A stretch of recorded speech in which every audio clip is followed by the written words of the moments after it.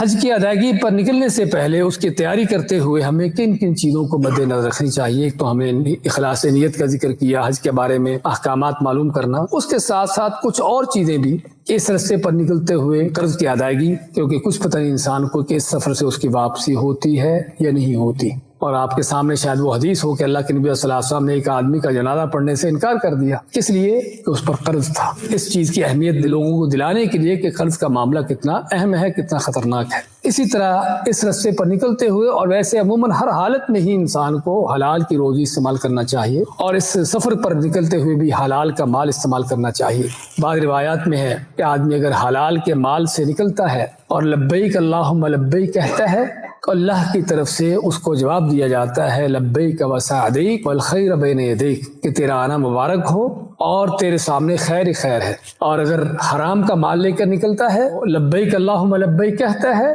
تو اللہ کی طرف سے جواب آتا ہے لا لبیک ولا سعدیک، نہ تیرا آنا مبارک ہو نہ تیرے لیے کوئی سعادت ہو۔ اس لیے ضرورت ہے انسان حلال استعمال کرنے کی۔ اسی طرح سفر کے حوالے سے بھی کہ حج چونکہ ایک لمبا سفر بھی ہے اور وہاں پر بھی پہنچنے کے بعد بھی اس کی بھاگ دوڑ ہوتی ہے، اور سفر کو سفر اسی لیے کہتے ہیں کہ یہ بندے کے اخلاق و کردار کو کھولتا ظاہر کرتا ہے۔ اور یہ بھی آپ نے بھی نوٹ کیا ہوگا کہ بہت سے لوگ عام حالت میں ان کے اخلاق و کردار کا اندازہ نہیں ہوتا، لیکن سفر کے دوران پتہ چلتا ہے کہ آدمی کیسا ہے، کیونکہ سفر میں راحت و آرام کی، کھانے پینے کے معاملات بھی کافی اونچ نیچ ہوتی ہے، اس میں تو کافی وہ معاملات جو ہمارے معمولات ہیں بدلتے ہیں، اس وجہ سے پھر بعض اوقات دل تنگ پڑتا ہے، مزاج میں کوئی ترشی تنگی آتی ہے،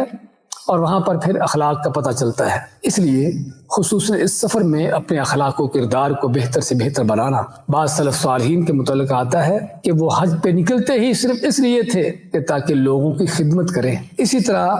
حج کے حوالے سے اللہ تعالیٰ نے کیا فرمایا ہے؟ الحج اشہر معلومات فمن فرض فیہن الحج فلا رفث ولا فسوق ولا جدال فی الحج، کہ جس نے اپنے اوپر حج فرض کر لیا ہو، یعنی حج کا ارادہ کر کے نکلا ہو، احرام باندھ دیا ہو، فلا رفث ولا فسوق ولا جدال۔ اللہ نے تین چیزوں کا خاص طور پر نام لے کے ذکر کیا کہ نہ تو کوئی بےہودگی کے کام کرے، حتیٰ کہ بیوی بھی ساتھ ہو تب بھی اس کے ساتھ کسی طرح کے بھی تعلقات قائم کرنا جو ازواجی معاملات ہوتے ہیں اس کی اجازت نہیں ہے، اور نظروں کو ادھر ادھر اٹھانا وہ تو ظاہری بات ہے بھی ویسے بھی گناہ ہر حالت میں، اور جھگڑا فساد اس طرح کی چیزیں، اور عموماً گناہوں سے دور رہنا، کیونکہ آپ نیکی کے ایک سفر پہ نکل رہے ہو، ایک بہت بڑی جلیل القدر عبادت کرنے کے لیے جا رہے ہو، جس عبادت کے پیچھے آپ کے گناہ معاف ہونے والے ہیں۔ بلکہ ایک حدیث میں آپ کیا فرماتے ہیں؟ والحج یجب ما قبلہ، کہ حج بھی ان اعمال میں سے ہے کہ جس کو کرنے سے اللہ انسان کے زندگی بھر کے سابقہ گناہوں کو مٹا دیتا ہے، جس طرح توبہ گناہوں کو مٹا دیتی ہے،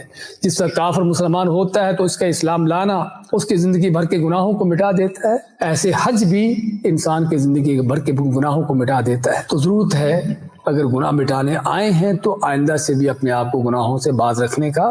تہیہ کریں، اور حج کے دوران بھی خصوصاً گناہوں سے باز رہیں۔ اور اسی طرح گھر سے رخصت ہوتے ہوئے گھر والوں کو وصیت کرنا کہ جو ان کے لیے خیر کی ہو۔ تو یہ ساری وہ چیزیں کہ جو حج کی تیاری میں آتی ہیں۔